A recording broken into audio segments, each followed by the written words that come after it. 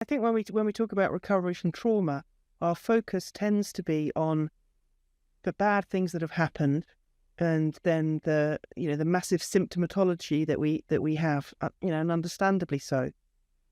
But I think the more time I've spent in this recovery from trauma thing, the more I've realised that you've got the big mountains that you have to climb, that you have to deal with. But there's an awful lot of the journey that you're on is just thick bog that you have to kind of stumble through, and that actually is the majority of your life. So even if we have amazing techniques and interventions to resolve a traumatic memory, we're still left with this undercurrent of boggy land in our life where we're still reactive, where we still respond in our back brain rather than our front brain, where we still have all of the hallmarks of back brain thinking. And that's what's taken me the longest time to work on, and is a work in progress in my life. And that's I wouldn't say the true, because I'm suggesting that as an opposite, the opposite is false, but that's a really key part of my recovery journey is not just rape and child sexual abuse and torture and terrible things that happened to me in childhood and some of them in adulthood. It's the matrix in which I grew up that allowed those things to happen. Also didn't provide me with the scaffolding and the developmental frameworks to bring my front brain online. So my only strategy, on a feelings level, my only strategy was dissociation, and the corollary for that in many ways is the back brain. So cognitively, the only way I had to deal with things was avoidance and numbing, and not thinking about things, not knowing things. And so treating reality as it actually is, coming to terms with this is the way the world works, this is the way that people work. That very, very slow work of unpicking the effects of trauma, I think, takes a lot longer.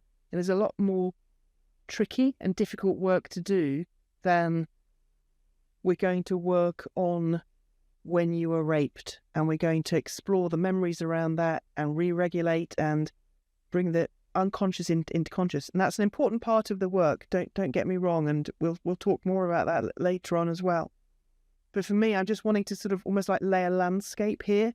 That's why I don't believe in quick fixes, because I don't see anybody that can just resolve some traumatic memories who suddenly got their front brain fully online and fully developed again, when, like me, they missed out on the kinds of parenting and the kinds of upbringing that teach the skills to bring your front brain online and that naturally dampen down the reactivity of the back brain.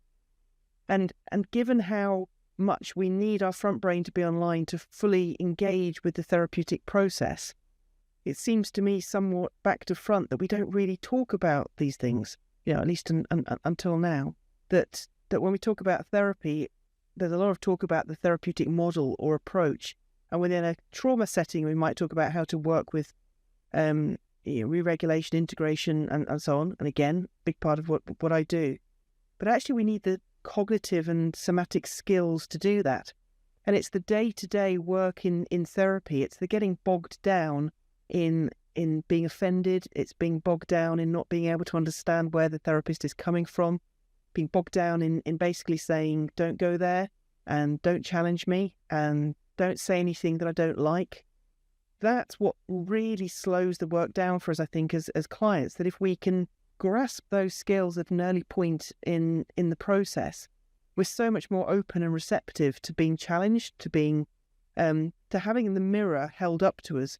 Because I think there's so many times as therapists that you must sit with clients, and if you could, you would hold up a mirror to them compassionately and kindly and ethically, but you'd say, do you realise that you're like this? You're saying you're really struggling in your relationships. Well, my experience of you is that you're very prickly, that you're very, quick to temper, or you don't listen to other people's perspectives, or you're quite selfish. And you know full well that you can't go there with that level of challenge and mirroring, because they won't be able to hear it and take it. But it ultimately ends up being the most helpful feedback that a human being can have, is someone who has their best interests at heart, who sees them clearly and isn't putting their own stuff onto them, and they can point out how they're navigating the world and how that's impacting other people and why it's stopping them reaching the goals that they have, if that's goals for a family or goals for a career or goals for just enjoying themselves.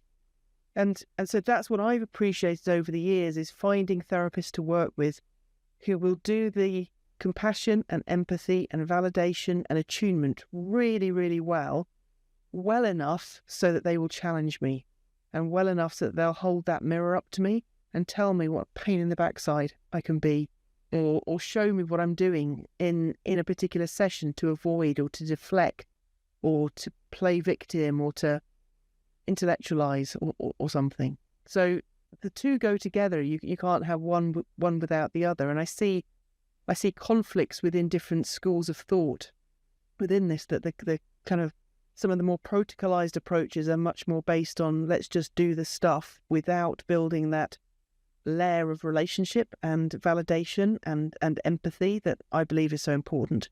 And from a person-centered perspective, we may spend the whole time trying to come alongside and to be with and not to get round to the challenge that's needed on top of that validation. So I'm saying it's a tricky balance, and I think it's just an impossible mix to get right in any one session, let alone with any client. But what I'm saying is that if we take where our stance is and then we look at the opposite perspective on that, that can inform us where our blind spots are on it, or where we're being a bit too comfortable, or where we're being a bit too challenging. And I think generally as a profession, therapists tend to be more validating and accepting than they are challenging. I've yet to find a therapist that's too challenging. That because so much of it is knowing that you're treading so carefully with people's lives that you want to be very tender and sensitive to them. So yeah, I think it's an impossible balance to get, which is why I'm interested in discussing it.